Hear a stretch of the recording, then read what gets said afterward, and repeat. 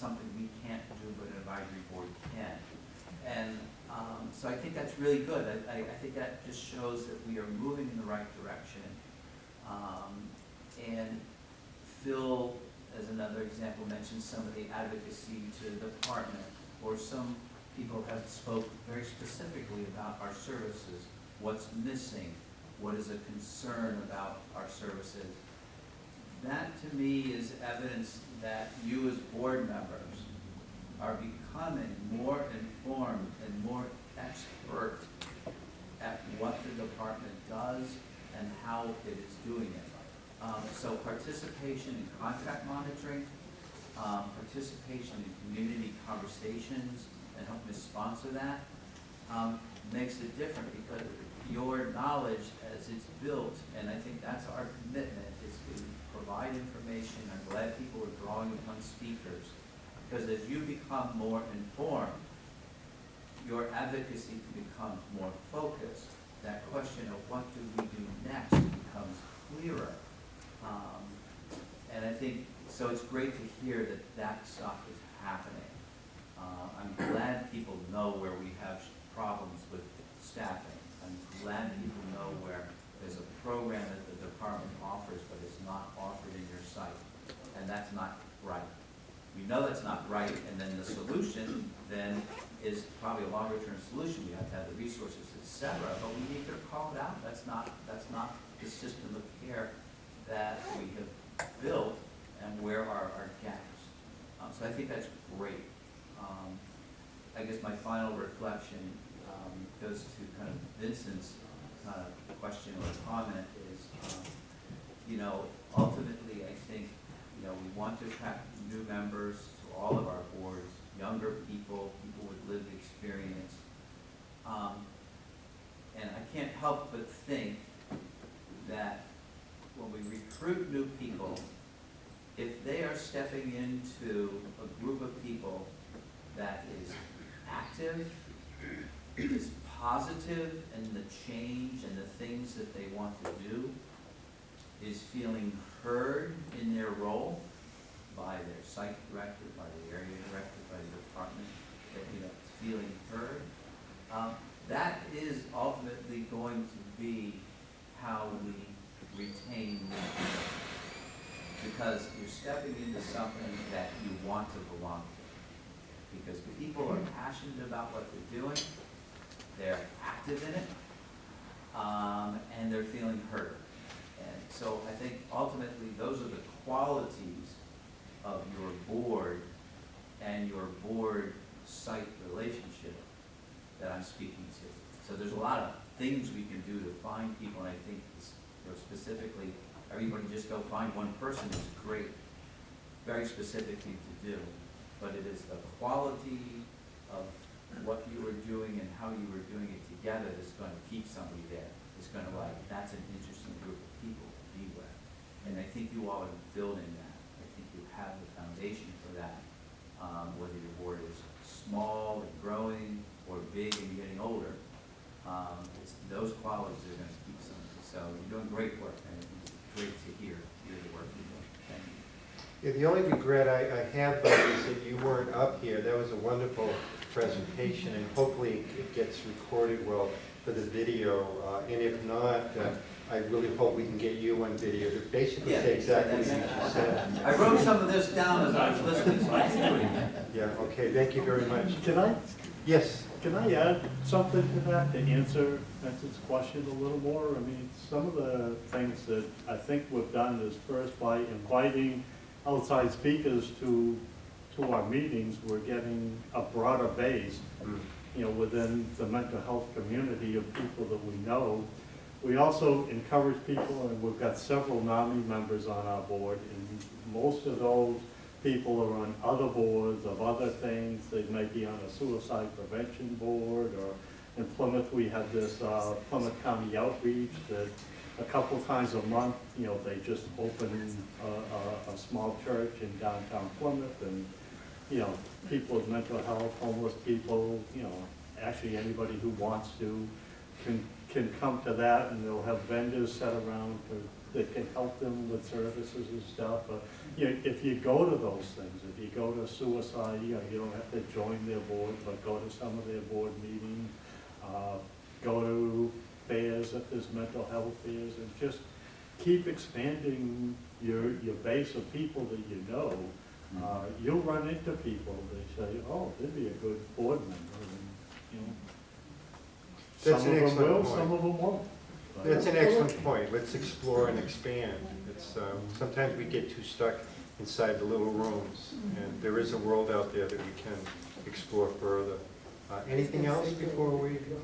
Just to expand on what Bobby said, the other people said, if there's money for funding, I think it would be good to advertise, to have canvases that you could leave at various places throughout the community, and then, as he said, on the website, and advertise, and let people know what we do, and how the whole thing operates.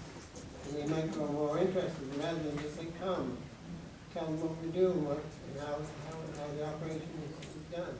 No, absolutely excellent. On the Cape, over the years, I've gotten hundreds of thousands of dollars from faith-based organizations. So meeting with church groups can be a really powerful way of opening up minds and hearts in services, from having homeless people sleep in the churches and developing programs.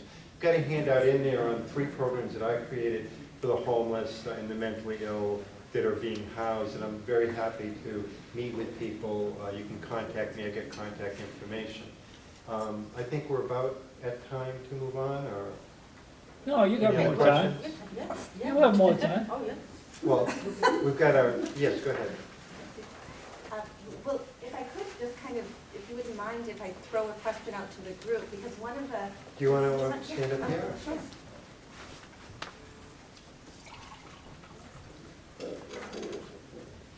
This was really interesting and very exciting, the work that you're all doing. And one of the consistent themes that we heard from several site boards and the area board as both a need and something that you're working a lot on is training and orientation for area boards. So we're very curious, what kinds of knowledge or skills would be important as part of an orientation or training process for new board members? This is going to be part of the breakout Oh, is it? session too. Would you prefer we defer it? We can do it either way, then maybe we could just focus on housing with the breakout now. Okay. Yeah.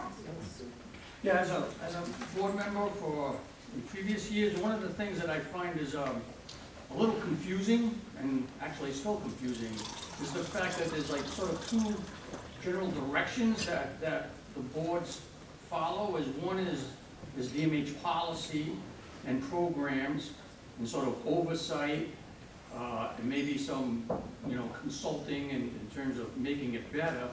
But the other side of that is there's some political advocacy and action that people sort of want to take. So like Alan just spoke about homelessness, there's drug addictions, there's suicide, those kinds of activities which sort of require additional political action, maybe outside of the purview of what a DMH board may want to participate in. There's still a lot of silo stuff that's taking place within the state. I find that, so that's kind of like a difficult juggling act as a board member to sort of balance. It's like I have a lot of issues that I would like to see us expand into, but it seems like we're constrained being DMH oriented that we're prevented from. Thank you, that's really helpful.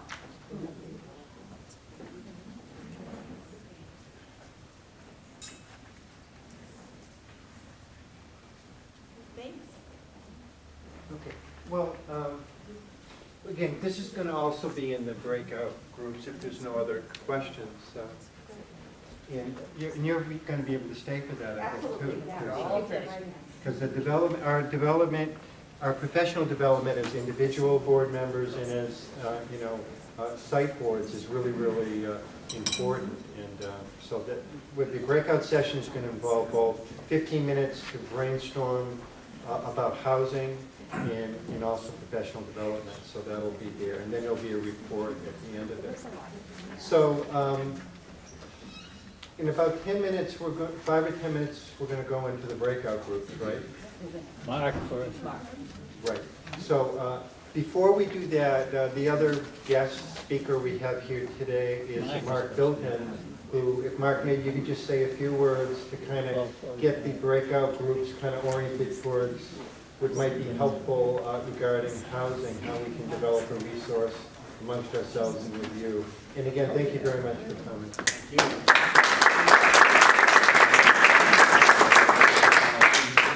When the area board had me out over the summer to talk about housing, I was pretty happy. It's always great when housing gets the attention that it deserves. And then when you talked about wanting to have me out and have the focus be on housing for your annual event, we're getting somewhere. So this is great. So I appreciate that. The other thing is that when I was looking at the agenda and the flyer, you know, your title was appropriate, the Citizens Advisory Board, Team-Working Relationships. And what I just immediately focused in on is the fact that teamwork and the relationships is everything that housing is. And it's everything that I do every day. And what I try to do is build on that team. So the fact that you want to be part of that team in each of the sites is we're actively involved every day, trying to manage what we have and to build on what we have. And so I welcome that, and I look forward to being part of those discussions. You know, the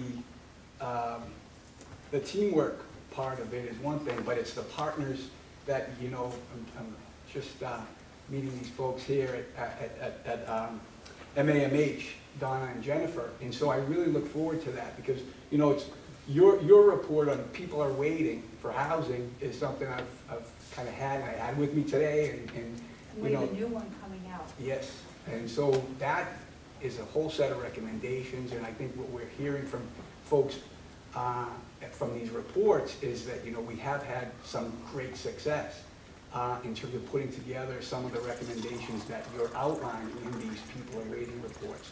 So that's a great thing. In our administration right now, the time is right for these discussions, and, you know, Beth, representing the commissioner today, and this administration gets it like no other administration before. So I just wanted to thank you, and I thank you all for having me be part of this. And so I know we kind of have a 5-minute limit. And I know I'll give you more time, Mark. So I do have a little bit of a script that I need to stick to, kind of to just get us into those breakout sessions. So let me just kind of run down this. You know, the reason why housing is so important, and it's because you all know this. You know, first and foremost, it provides stability and safety, and we know that these are the essential aspects of a person's life in their recovery. Housing and recovery go hand in hand, and housing helps people change their lives. The stress of homelessness or housing instability is overwhelming and doesn't allow someone to move ahead in other parts of their life. You know, that whole piece around partnerships, you know, John Lanham sitting over here from Father Bill's Main Spring is a key player, you know, again, just outside of our immediate system, but a huge partner. You know, that sense of partnership it's far-reaching, and we'll be talking about all that today. You know, when somebody's in a situation where their housing's in jeopardy or they're homeless, it's harder for them to get a job or maintain friendships, for them to even eat healthy, right? The list goes on, which ultimately impacts negatively on a person's physical and emotional health.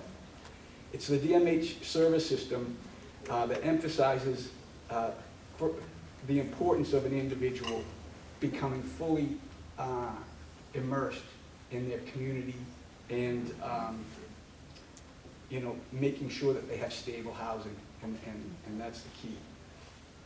The majority of our clients that are supported by DMH and service providers do actually live in their communities.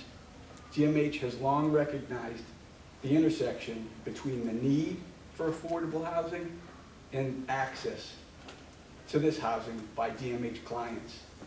The housing needs to be affordable for individuals who have extremely low income. The housing needs to provide a variety of settings, both in group living and independent living.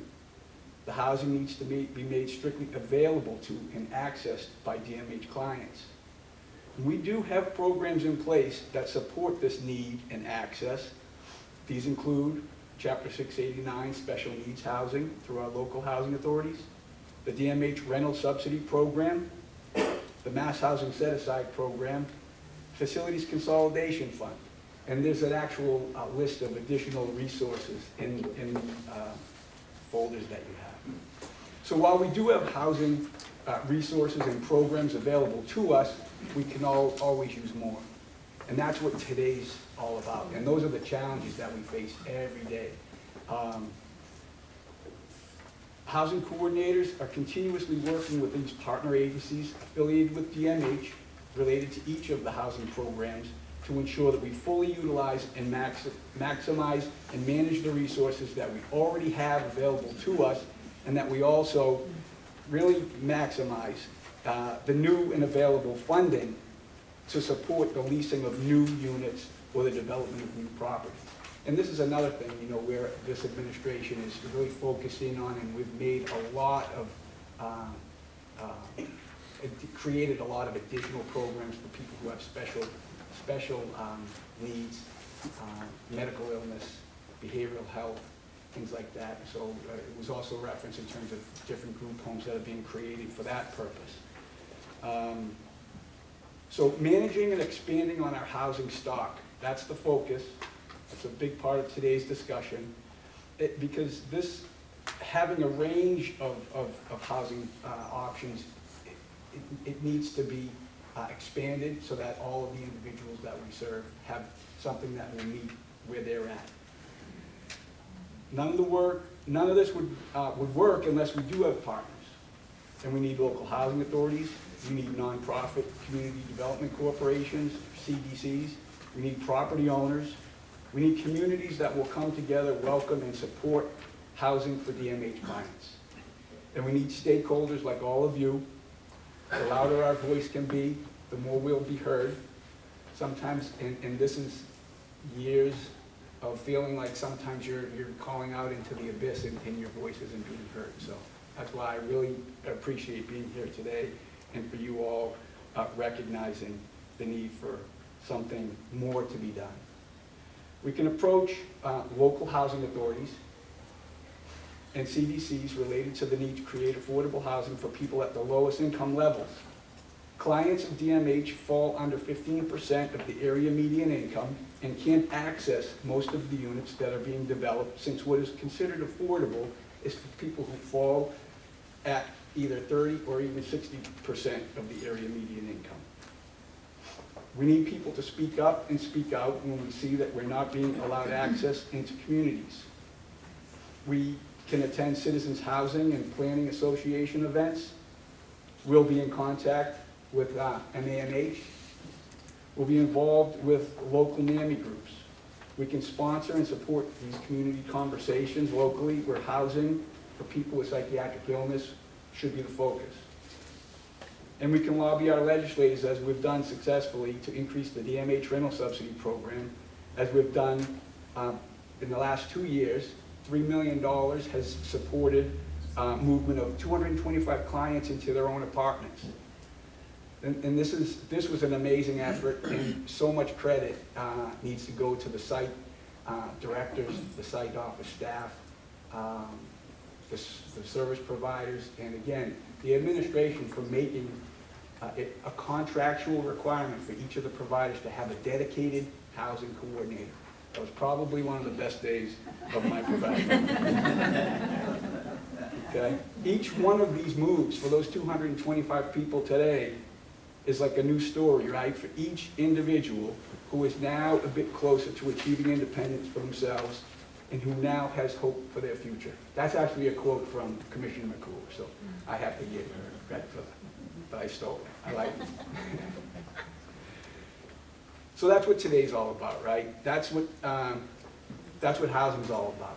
Partnerships, teamwork, okay? And ultimately changing people's lives. So I look forward to the discussions in the breakout groups and for our ongoing work together and expanding on our partnerships. Thanks.